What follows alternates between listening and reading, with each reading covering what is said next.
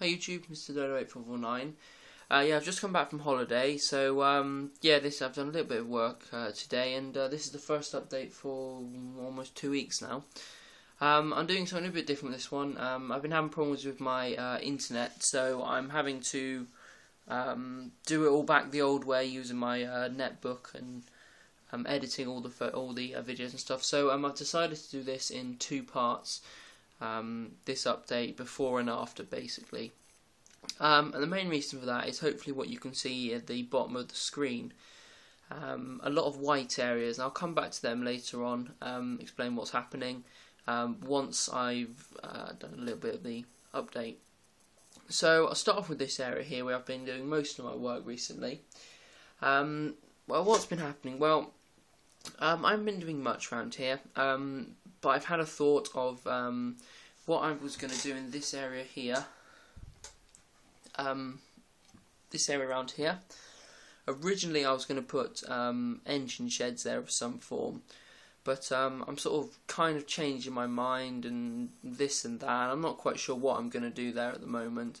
What I was trying to do was design a curved roof with an end shed, but I've come up with quite a few problems. Mostly the design of it would have looked far too modern for the rest of the layout, and I just thought that'd look a bit stupid, so I decided against that eventually. I'm sort of possibly coming up with no shed, or just a single track shed or something like that, but I'm just all thinking through that still at the moment. So that's all what's happened in this area. The other thing I've done is I've stuck down these 2 walls. You can see the close to the rear 2 are already stuck down, but the front 2 are now stuck down. As well as that, I've done all the ballasting that you can see on the top line and on the upper edge of this line. You can just see the white glue still setting. So I've done quite a bit of ballasting as well.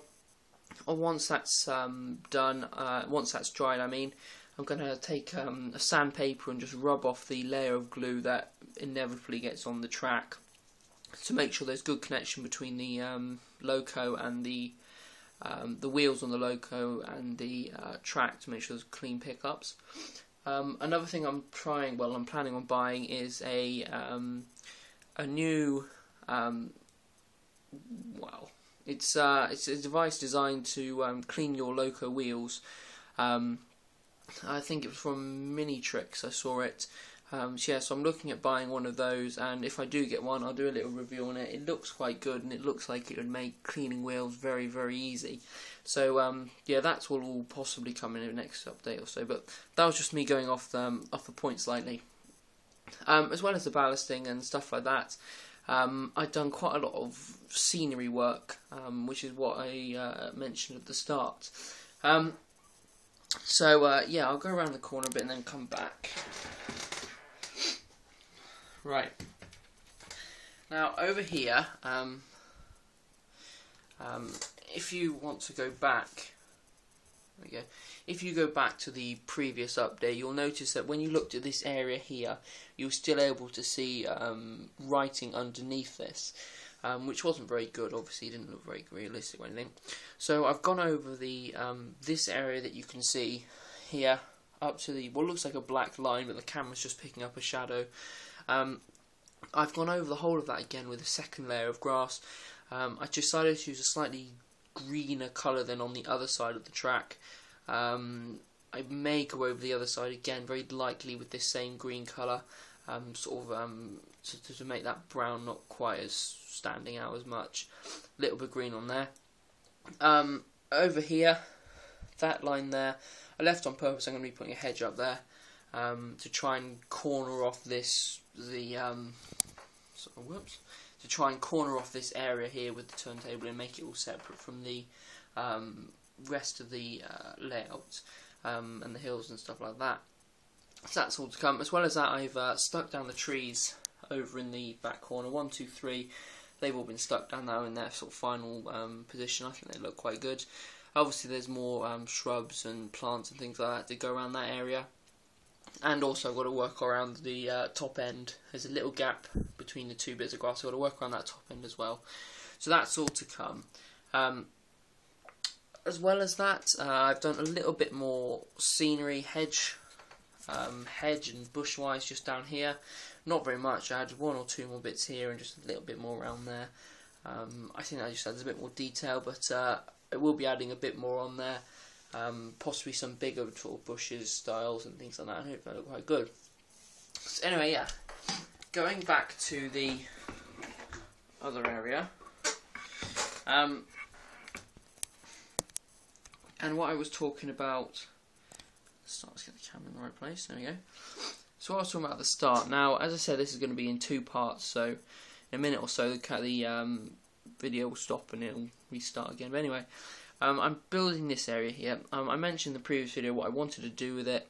I wasn't quite sure because it was just a big flat area really, and I thought I could do something better with it. So as well as what I decided to have was the coaling station, which will sit on this bit of track there. I also decided to add a little bit of a hill in there. Now the hill does 2 things. One is matches the hill of the track exactly, which means the coaling station won't look odd or off or anything like that. It'll look like it's flush with the track, which will look better. As well as that, it's given me the ability to create a well, a lake or a pond or a reservoir or something like that, sort of area. So what I decided to do with that area was to turn it into a natural pond, I'm going to call it. I didn't really want sort of a lake or anything like that. It's a bit more pond, a bit more greeny coloured water I've gone for, and all that. So that's what's happening at the moment. But I'll just carry on with the hill. Basically, all this is about 2 layers of cardboard in the top end over here, going down to 1 about there, and then obviously onto the level. That there has then been covered in, as you can see, I use a kitchen roll. I think that's pretty much the best thing.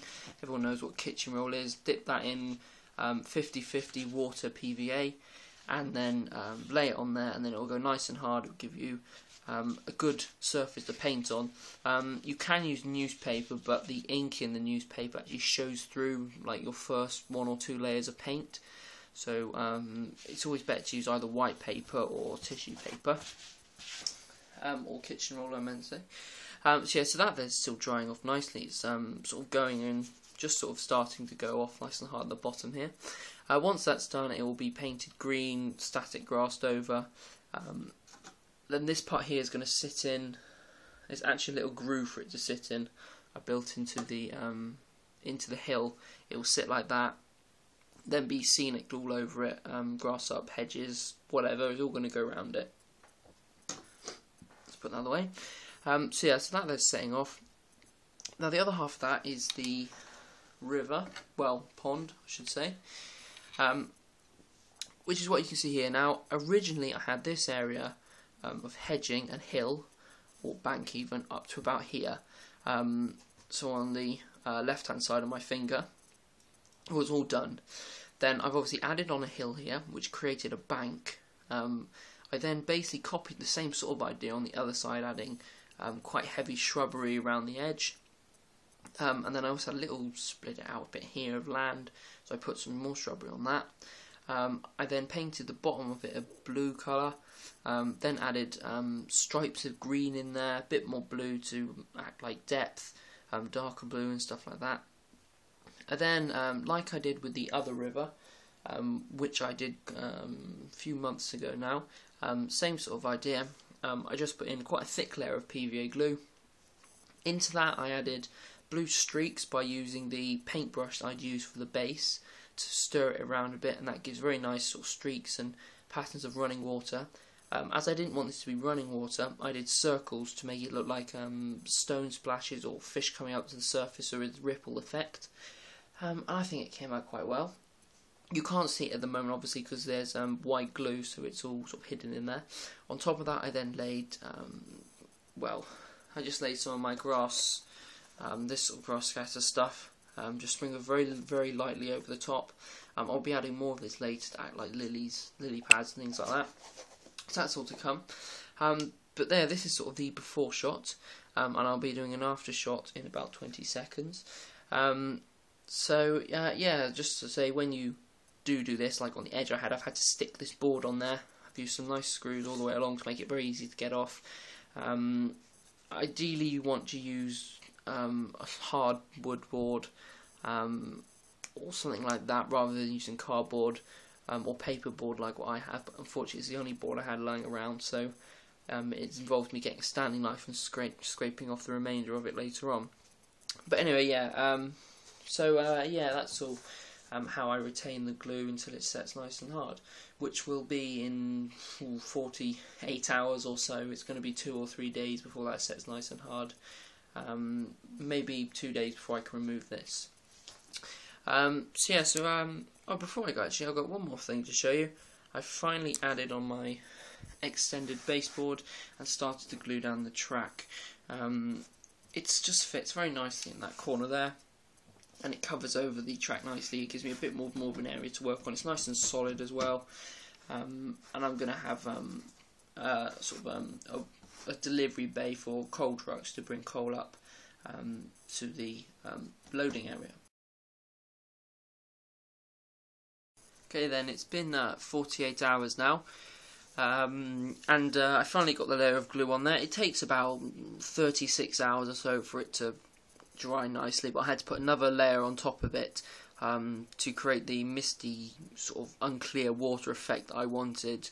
Yeah, it took about 48 hours to completely dry. And once it's done, I removed the front, which was here a second ago. You can still see some of the green here. I've just left that there at the moment. I may cut it off, but eventually I'm going to be hanging cloth, black cloth, all the way around so you can't see underneath. So that'll be covered up nicely then. Now for the sort of the bushes around the outside, what you saw earlier was this quite heavy on this side, a bit thin around here, and when I put the glue down, quite a lot of the glue sort of seeped into the material, and some of it's gone a bit harder. Now it's very good, that effect, for if something's under the water, but for the bits which are above the water, they look like they're under the water. Makes sense. I've had to, as you can see here, a little bit more greenery around in places, to sort of give it a bit more different colour, different depth. I think it looks a lot nicer. Another thing you can do when you do how I did this is if you have any holes or anything where the glue was unable to seep in, you can actually just place a little bit of glue in there and put some of this. This is what I'm actually using at the moment. I was using Woodland Scenic. I've forgotten what it's called now. Woodland. There's the packet actually. Foliage, there we go. Some Woodland Scenic foliage. I've got 3 colours: medium green, dark green and light green. I'm keeping all this for a different area. As I said, I finished off the last one. But I use that foliage as well, and it creates this very nice look. But anyway, yeah, I was saying you can use it to hide holes. There was one hole there, and actually there was one hole in the middle of the glue where something must have rested on it or something. But anyway, yeah, I managed to hide it. And even once I put it on top, it just looks like a floating weed or something. It looks absolutely fine. You wouldn't even notice if I didn't mention it. So very quickly I'll explain what I did. I created a hill around the outside using cardboard or whatever you want. I then paper mashed it over, wait for it to go hard. I then add a layer of paint over everything. In this case, browny green on this side and green on this side. I then painted the middle bit with just a layer of blue, and then weaved in some green in there, mixed in the blue and the green, and I got this sort of slightly greeny, bluey base to it. I then added in a few stones and stuff. Then did all the bushes around the outside of it. They hide up any where the paints to 2 paint colours meet. It creates a nice thing. I then had to create a side on it, which I used just by getting some paper board or wood or cardboard, whatever. Stuck it on the side, screw it down nice and hard, then poured in quite a bit of glue.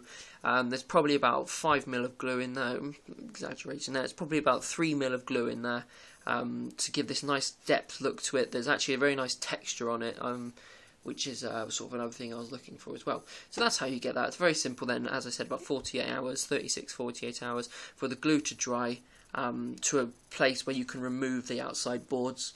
It will take a bit longer. For instance, this misty patch just there will eventually go clear, but that's just the very last of the glue drying. So anyway, yeah, that is it for this update. I've been doing a few other little bits.